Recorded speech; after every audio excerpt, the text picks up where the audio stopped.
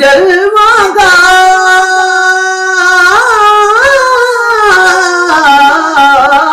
बने हुजूर ही मेरे गम में मेरी पनाह बने।